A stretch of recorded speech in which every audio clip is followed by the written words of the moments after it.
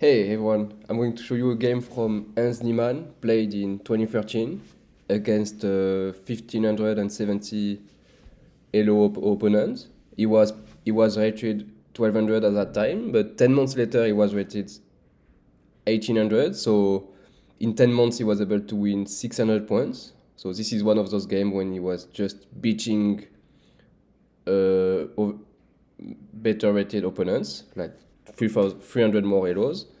And in this game, he decided to play e4, and his opponent was playing the Caro-Kann. And I'm going to show you that first Hans knows his opening a lot, and also Hans knows how to create attacks from nowhere. But they are not really real attacks; they are like fake attacks, and the opponent is like scared of them and is making mistakes, and Hans Niemann is trying to punish the mistakes made by the opponents. And the mistakes are coming from uh, attacks that are not real attacks. You will see. Then there is occupying the center, okay, Caro-Kann, normal move. Then you take on e4, you bring the knight here, you attack the knight. You bring the knight back, attacking the bishop. Then the bishop needs to go back. If he go back on g6, there is an interesting opening when you want to lock the bishop here, because if you play h5 now, there is no case for the bishop, and you just lost the bishop. And the opponent is smart. You have 2 hours to make to make the game, so you can find h6. So the opponent find h6, and then Hans is like, okay, I'm going to develop this knight into h3 to later on go to f4, and there is some attack already. If Hans is really smart with his knight, he can have a lot of pressure. It's like an unusual position when you are coming from the Caro-Kann opening, where usually you have your queen here and you try to have this bishop removed from the game. And yeah, it's not exactly what the opponent wants, probably. Then there is a e6 move. You bring the knight here, and then the opponent is wasting a move, playing the bishop back. Maybe you should have played in this position, maybe playing the knight here. I don't know. And bring your knight here, like exchanging your worst bishop, because you have lot of pawn in the light square, so the light squared bishop is bad. Maybe this is better, but then the opponent decided to go back and preserve his bishop, and maybe move the knight away from the center later on, which is, I think it's okay. And then bishop c4, attacking this pawn by 2 pieces, but this pawn is defended by the f7 pawn, so okay, why not? Then there is this knight move, and then the first fake attack from Hans, the knight on e2. You would say, okay, you are giving away a pawn. Yes, but I'm creating some tactics here. If you take the pawn, let's say you take the pawn, I take with the knight here, you take back, I take with check. And if you need to move your king in this place, and then maybe later on I can have some tactics like this. I don't know.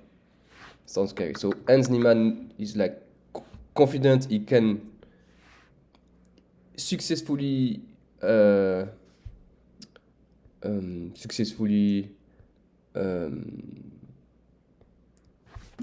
create an attack like this, and the opponent is scared. So the opponent is scared of taking in d4. So the opponent decided to protect, or kind of not protect, but remove in one move the king will be safe, and you bring your bishop here, trying to if there is a pawn sacrifice here, there is no attack, so the pawn sacrifice should not work, right? Or it will, and the queen is still like defending, so everything is fine. And Hans is like, okay, what happens if I take?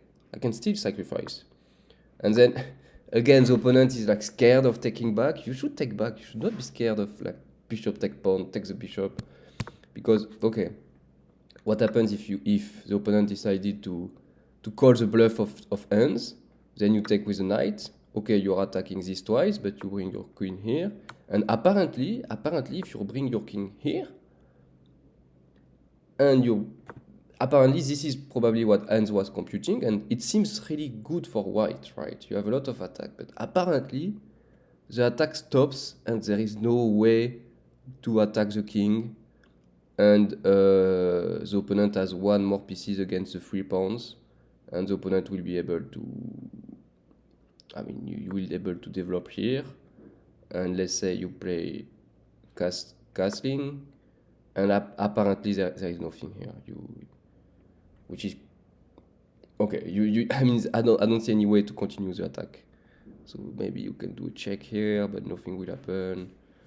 And then this pawn is blocking, and then you need to remove this knight. Really good defender. So apparently the attack is not working, so you should take back. But the opponent decided to be safe. Okay, you take a pawn from me, but then I'm going to defend. One defensive move. No, you can take back, because I'm not even sure that you can take back. I don't know, it seems to be the same. Oh, you cannot take with your queen, because I will have a queen trade, and I will be better off because I'm doing a queen trade with more material. Okay. And so opponent played d6, queen d6, and then another fake attack from Hans, bishop c8. Look, I'm attacking your pawn because this c8 case is not defended by the queen anymore, and I can take the pawn. So let's see if you can really take the pawn. Like, let's say you play, you want to develop, then you take the pawn. No, there is a double attack here. So you cannot, and I'm still attacking this pawn, so you need to do some move like this, or probably just like this. So this is not an attack. And then the opponent is like, again, losing a move. Instead of developing and trying to do something useful, he wants to go back with his queen. And this queen is much better here compared to here. Because here it's attacking this case, it's making a queen trade available if this knight is moved. But here the queen is not doing much. Okay, you have a check here, but this check is not attacking anything. And I will say that this check is better because if you bring the bishop, you can attack this pawn. So queen here is not really great. And then Hans is like, okay, my goal was to remove the queen from the game, distract the queen from the game, and now I can play bishop h3. The bishop is back. And I can find a new attack later on. My pieces I prefer the places of my pieces, and I'm waiting for my opponent to do something. There is castling.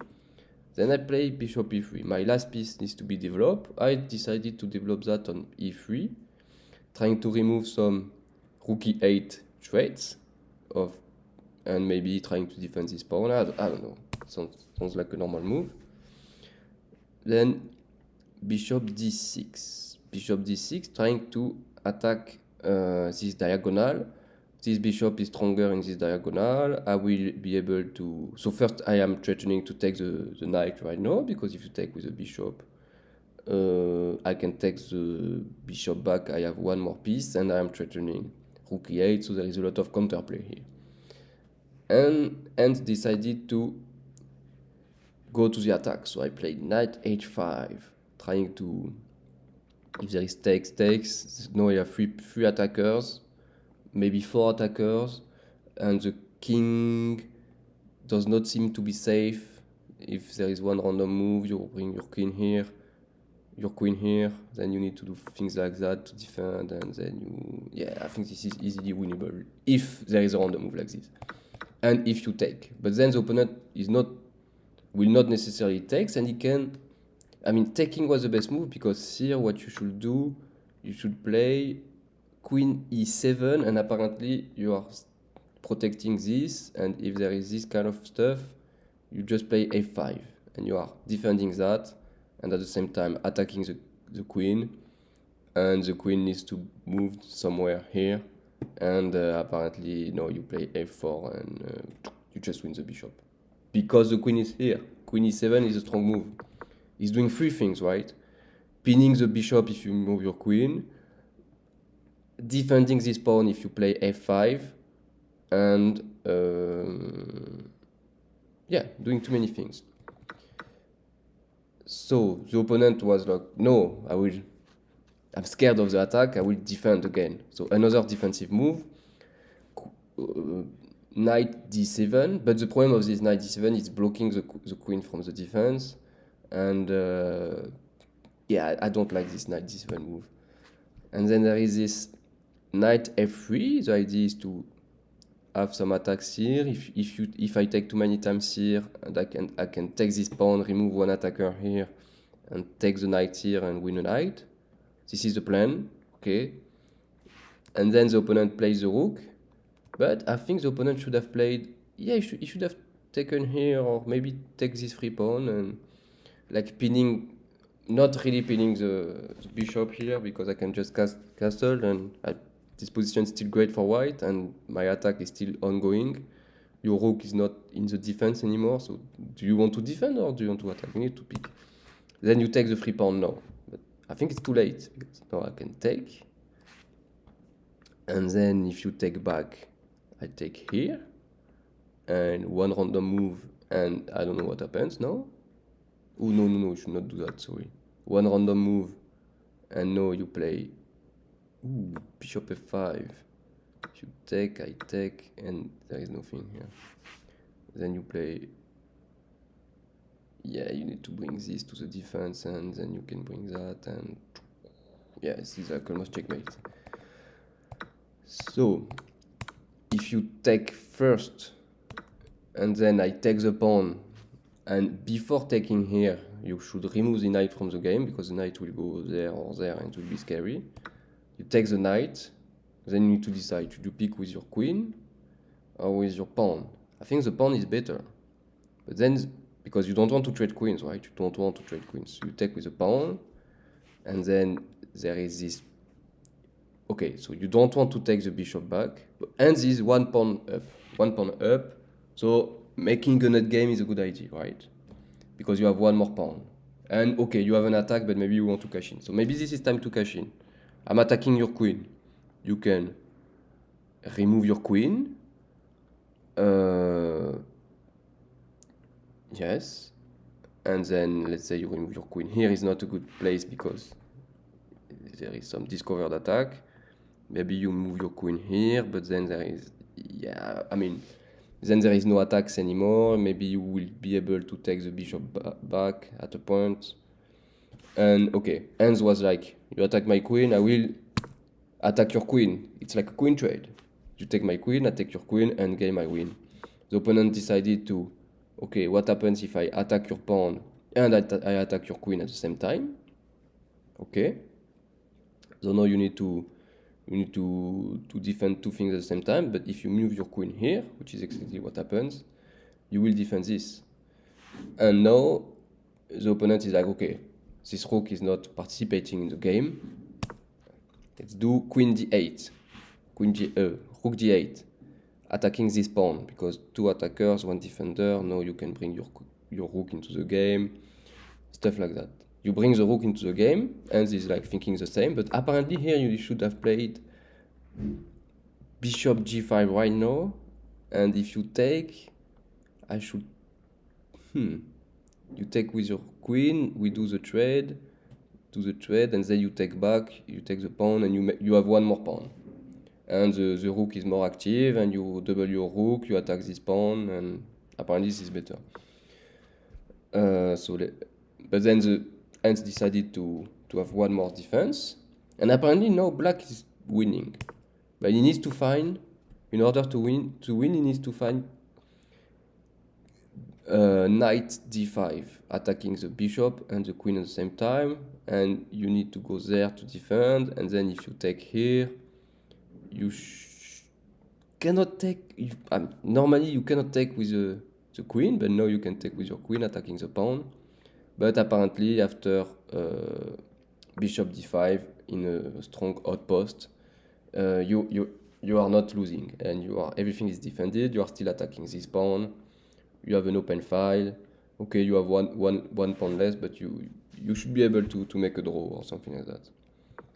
Okay. So bring the rook. Opponent decided to bring the bishop back. Let's try to think there is an attack somewhere and try to defend. Here I really like g4, but I don't know what you should do against g4. Let's say you play rook e4.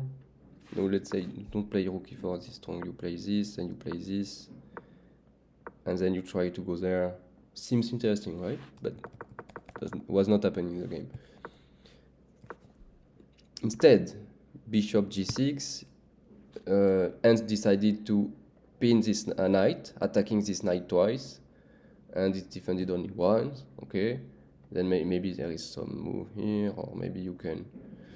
But look, if you can move your knight and attack the queen, and then you cannot take the rook because I'm attacking the queen. This is exactly what happens. But instead of moving the knight here, he decided to move the knight here. I think it's okay. I think it's okay.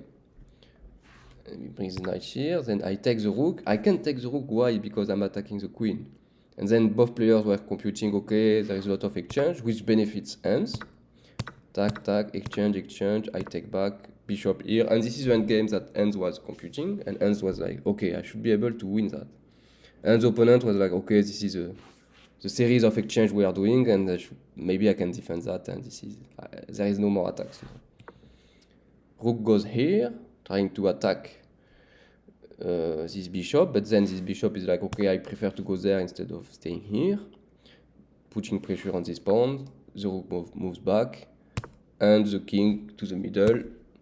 Some pawn move, some rook exchange. I attack a2. I try to make a blockade for the king. King in the middle. Tac, tac, tac, tac, tac. Bishop trade. Should you take? Yeah, I think you should take, because if you take, I mean, this pawn structure is worse, right? These double pawn are really a big liability, and one random move away, and okay, and now you are really close to go. Like, let's say you do this, and you lost a pawn. Well, it's not going to happen like this, but you see, like, if you want to, let's say you do this, you want to attack in this. Yeah, let's say you want to go like this, and maybe to go like this, then you cannot, because I will go like this, and I will want this pawn, which will not be possible if this is defended here. And okay, so I think it's good to take, because you want this pawn structure. Now you take here, there is a king here, and then you deflect the king into this side, and you want to bring your king into this side. It's a really simple plan. It's almost impossible to defend against that. So now you play b5, trying to wait for the inevitable, and then you play g5, check. Then the king, look, if you bring your king here, I don't know what's going to happen. Like, if you do this, that, you need to bring your king here, and you lost. So maybe king here is a good temporary solution, but you can still play h6. Now if I take, now you need to go back like this. Then I think this was better, right? Then you won really beautifully like this. But he decided to wait, let the opponent make a move. It's more, you see, rageful. Then you play king e5, winning this pawn, and then you won the game, because yeah, king activity. And that's how Hans Niemann beat 1500 in 2013 when he was 1200. Not a difficult game, but as you can see, you should not be scared of all these attacks here. You should compute, like, if an opponent is doing tactics against you, and if he's less than 1800, usually the tactics are not working perfectly. So you should find a way to punish him, like. You should take back, just take back. Don't be scared. Or here, if there is queen e2, you take here, don't be scared.